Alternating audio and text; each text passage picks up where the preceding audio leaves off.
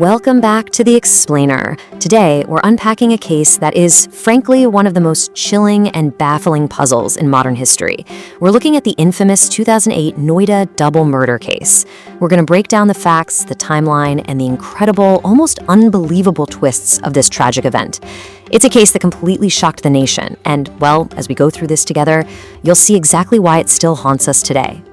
I mean, just imagine this for a second. You're sleeping peacefully in your own home, feeling totally safe, and then you wake up in the morning only to find your entire world completely and irreversibly shattered.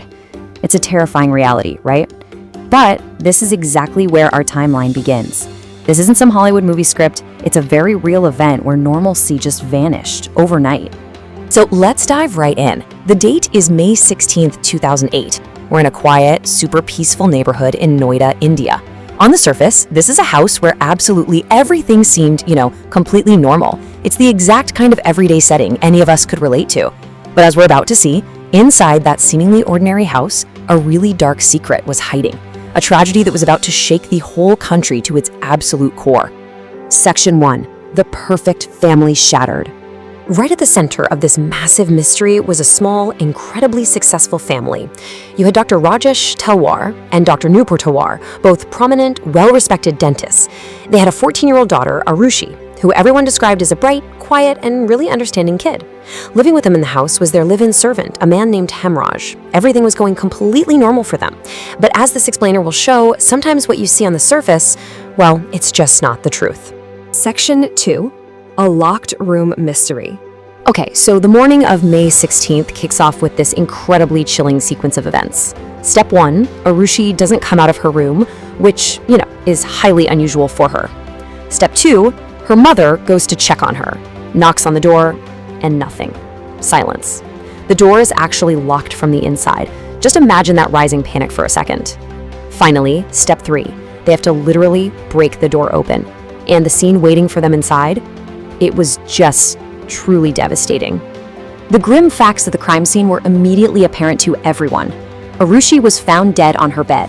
Her throat had been slit and there was a lot of blood present in the room. But here's where it gets really perplexing. There were absolutely zero signs of a struggle. None. It was as if the whole thing was planned meticulously. And the most surprising detail of the entire scene, there were no signs of forced entry into the house whatsoever. No broken windows, no picked locks, nothing. Which brings us to an inescapable conclusion. The logic of the crime scene dictated a genuinely terrifying reality. Because there was no forced entry, the killer basically had to be someone who was already inside the house, or, at the very least, someone who knew the exact layout of the home perfectly. Section 3. The second body discovered. Initially, the police thought they had a pretty clear-cut theory. The live-in servant, Hemraj, was missing, right? So they naturally assumed, okay, he's the prime suspect, he did it, and fled the scene. But the very next day, a foul smell starts coming from the roof of the house, and when they finally get that terrace door open, they find another dead body. It was Hemraj. Talk about a twist. This gruesome reality literally flipped the entire case upside down. I mean, if Hemraj was also murdered, then who on earth killed both of them? Section 4. A compromised investigation. Now we have to talk about how things were handled, because in the very beginning, the local police made some massive, critical mistakes. For starters, the crime scene was just not sealed properly, like at all. People were allowed to freely come and go from the house. And because of this shocking lack of protocol, crucial forensic evidence was completely contaminated or just outright destroyed. The very clues they desperately needed to solve this locked room mystery, they were basically trampled over before they could even be properly collected. Section 5. Conviction and final acquittal. So, moving into the timeline of the actual investigation. In 2008, the CBI, the Central Bureau of Investigation, takes over the case. They start exploring several different angles. Some reports even floated this theory of an honor killing, which obviously cast heavy suspicion onto the parents, Rajesh and Nupur, though I should note no solid proof was actually found for this. Fast forward a bit to 2013, and a court actually finds the parents guilty.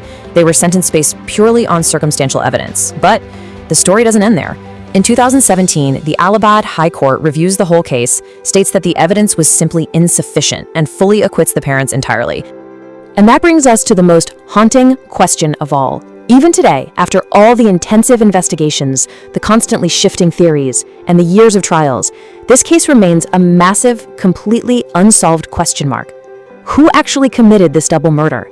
The killer left no forced entry, somehow managed to commit two horrific crimes without any sign of a struggle, and then just slipped away into the night. What is the actual truth? As the source material leaves us realizing, no one truly knows. Thank you for joining me for this explainer. Keep questioning, and we'll see you next time.